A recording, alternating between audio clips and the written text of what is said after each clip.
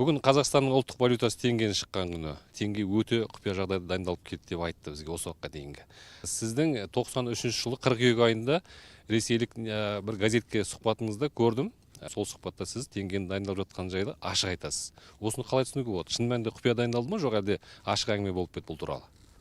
Құпия деген мәлімет ол өтірік. Себебі жалпы теңгені дайындау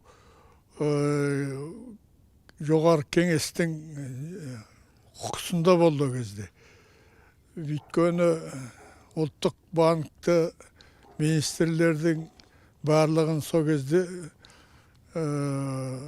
жоғары кеңес бекітетін. Себебі теңгені біз дайындау жұмысын өзіміз өз бетімізбен ешкім айтпай-ақ бастадық. Сауық Темірбаевич Тәкежанов деген комитеттің бастығы болды, экономикалық реформа жасайтын. Содан кейін Тимур Сүлейменов деген депутат болды. Дизайнды сол жасап, ал теңгені қай уақытта дайындап шығару жұмысын біз сол комитетке жүктедік. Шынын айтқанда комитеттің жұмысы өзіміздің арамызда ашық жүргізілді. Енді ол президиумда қаралған теңгенің жұмысы жұртқа тарап отырады ғой. Ал кейінірек ол жөнінде мен елбасына баяндадым, осылай біз жұмыс жүргізіп жатырмыз деп.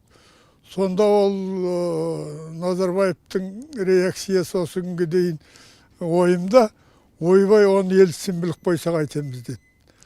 Себебі Ельцинменен бір сол Ресейдің теңгесінің ақшасының зонасында боламыз деген әңгімені о кісі бастап жүретін.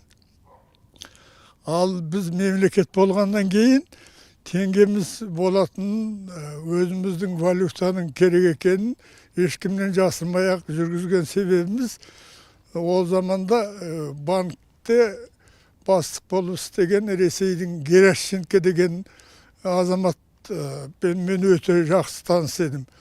Одан ақша сұраған сайын беріп тұрды. Қанша ақша керек Қазақстанға сонша ақшаны. Ал бір сөйлескенде қалжыңдап Серік Әбілдаевич, у вас когда своя валюта будет собственная деген сұрақ қойды. Сонысын айттым, оның бәрін обзводе деп. Содан кейін мына әлгі Ресейдің журналистері сұрақ қойып жүрген болар, ашығын солай айтқаным рас. Ал енді құпия деп жүргендерінің де бір себебі бар. Бір күні Нұрсұлтан Әбіш маған мынау теңгеге қандай белгі соғамыз деп сұрақ қойды. Сонысын қандай белгінің бәрін жасап жатыр дизайн көріңіз дедім мен. Бірақ оның ішінде президенттің суретін салайық деген де бар екен ғой деп сөйтіп күлді өзі. Сонысын мен о кісінің күлкісіне мен де күліп айттым.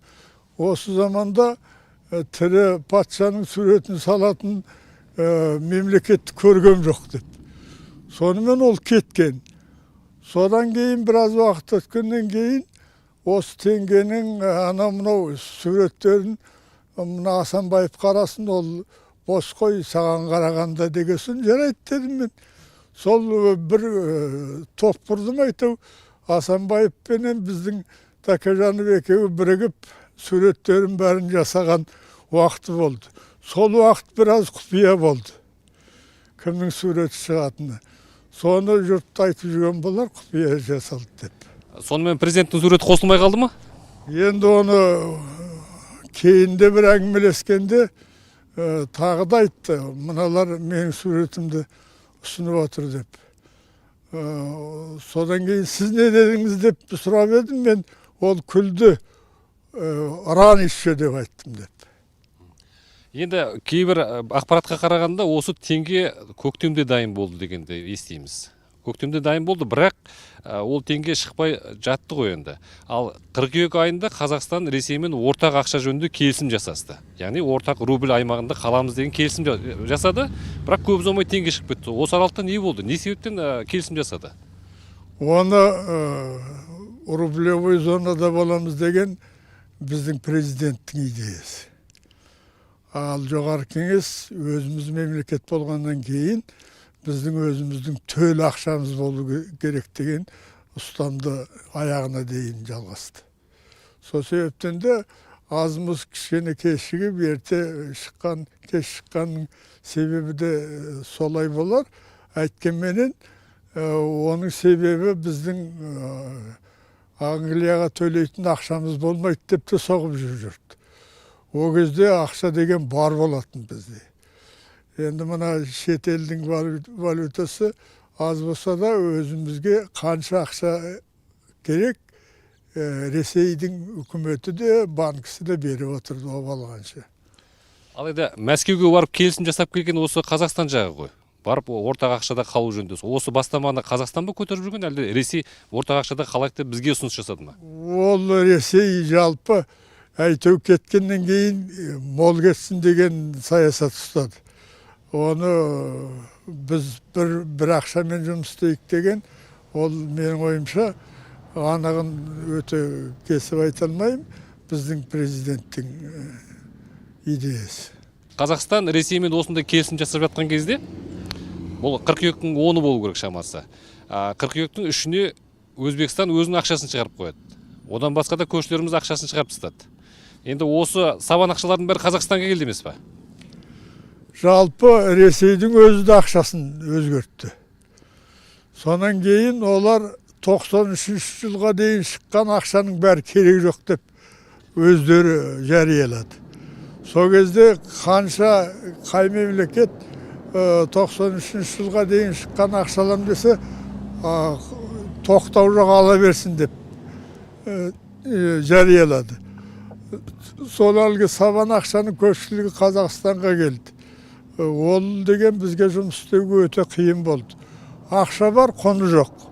Сол себептен де біз мына жылдың аяғында, енді 93 жылдың жоғары кеңес заң қабылдап, сол заң бойынша өзіміздің ұлттық теңгені жарияладық. Қазақстанда байқасаңыз, есіңізде бар шығар, енді тұрмыстық заттар жоқ болып кетті.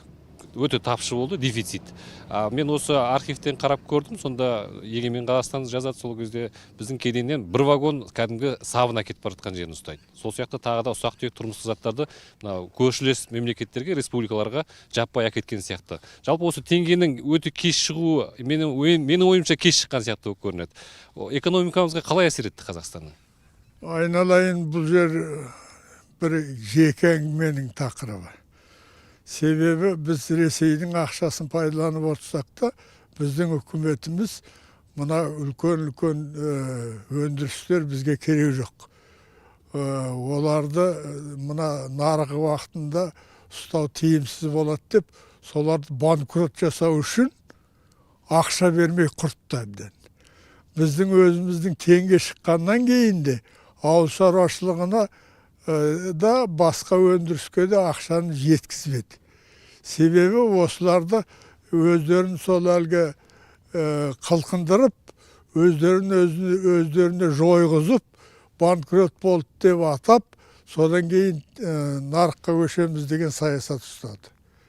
Осының бәрі үлкен қателік болды, ол енді басқа тақырып.